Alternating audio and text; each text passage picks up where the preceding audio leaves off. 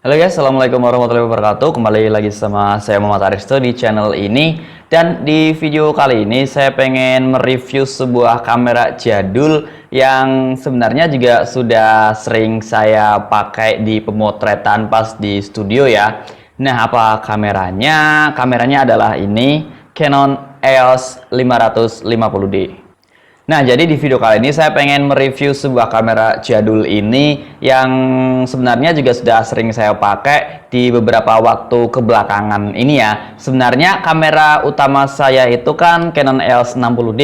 Cuman karena saat ya pokoknya beberapa bulan yang lalu kamera itu rusak dan diservis, akhirnya saya membeli sebuah kamera lagi dan karena saat itu dananya cukup tipis, akhirnya saya memutuskan untuk membeli kamera ini, kamera Canon EOS 550D.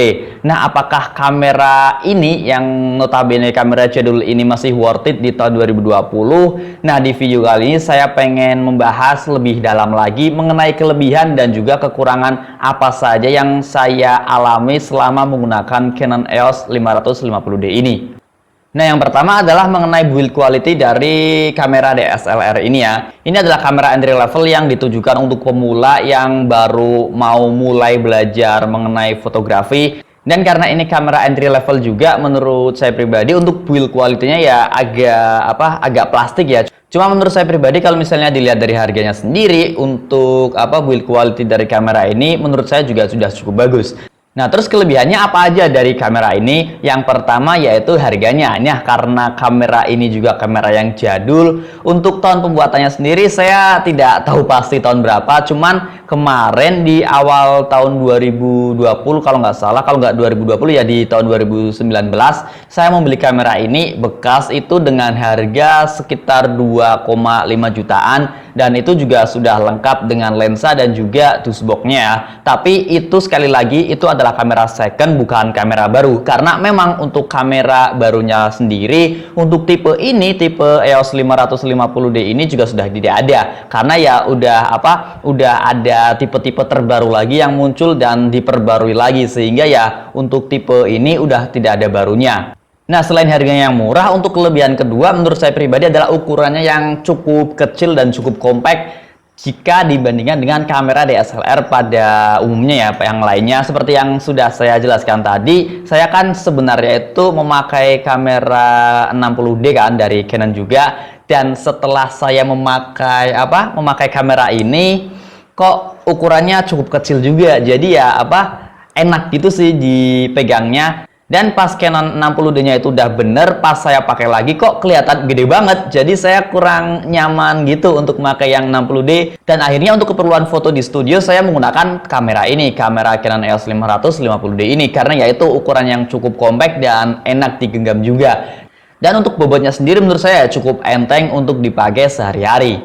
Nah, kelebihan selanjutnya lagi adalah kamera ini sudah bisa mendukung fitur video, karena kamera-kamera seperti ini pada zamannya itu banyak juga yang belum mendukung fitur video. Contohnya saja untuk kamera Canon EOS 50D, yaitu adiknya dari 60D ya. Itu kalau nggak salah belum ada fitur untuk videonya, tapi untuk kamera ini yang sekelas entry level yang yang harganya juga cukup murah, ini udah bisa mendukung fitur video. Dan saya juga pernah sempat beberapa kali memakai kamera ini untuk membuat konten YouTube seperti ini.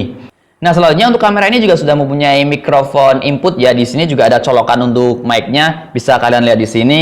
Nah, pokoknya jadi ya kalau misalnya kalian pengen memakai kamera ini untuk video, ini juga sudah cukup proper kalau menurut saya pribadi. Jadi ya soalnya kan ada juga nih beberapa kamera entry level lainnya yang belum ada colokan mic-nya ini. Dan dengan harga yang cukup murah itu, kamera Canon EOS 550D ini sudah memiliki mikrofon input ini dan juga bisa untuk fitur video. Dan menurut saya kamera ini juga cukup worth it buat kalian yang baru mau memulai buat bikin-bikin video-video atau film-film pendek, dan juga untuk memulai hobi fotografi kalian.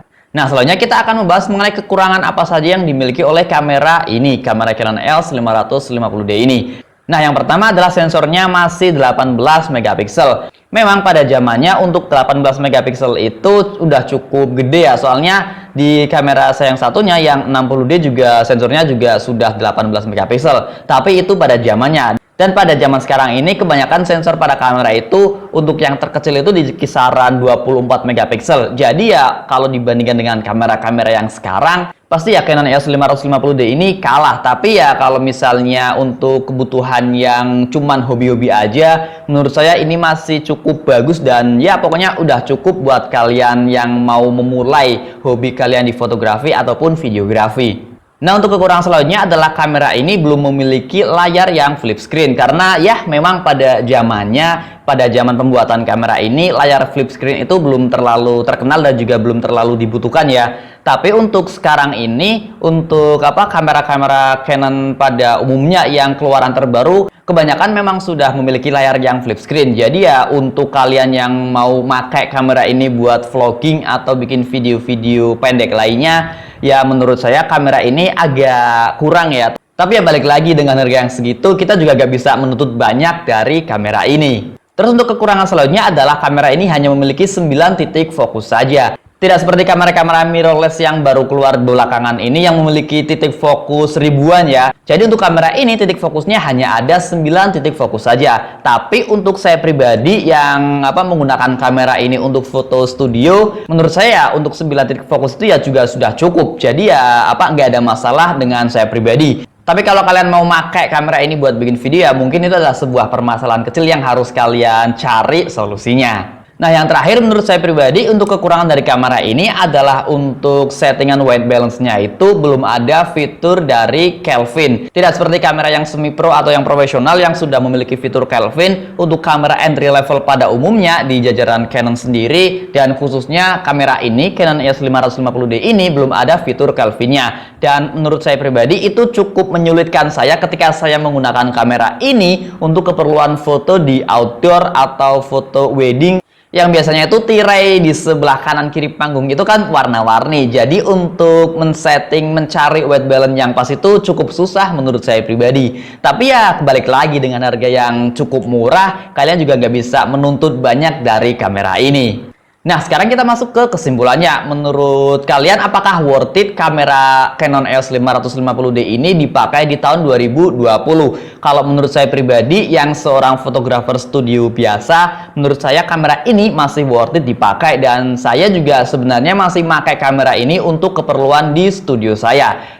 Dan nanti di akhir video hasil dari kamera Canon EOS 550D ini bakal saya tampilkan dan kalian bisa nilai sendiri bagaimana hasilnya. Dan ya nanti silahkan tinggalkan pendapat kalian di kolom komentar di bawah ini. Jadi ya kesimpulannya menurut saya pribadi kamera ini masih worth it buat kalian yang baru mau memulai hobi di fotografi maupun videografi. Nah, kalau menurut kalian sendiri bagaimana? Buat kalian yang sudah pernah nyoba kamera ini, silahkan tulis pendapat kalian di kolom komentar di bawah ini. Dan ya, mungkin itu aja video pada kesempatan kali ini. Kalau ada salah-salah kata saya mohon maaf. Dan sampai jumpa di video selanjutnya. Wassalamualaikum warahmatullahi wabarakatuh.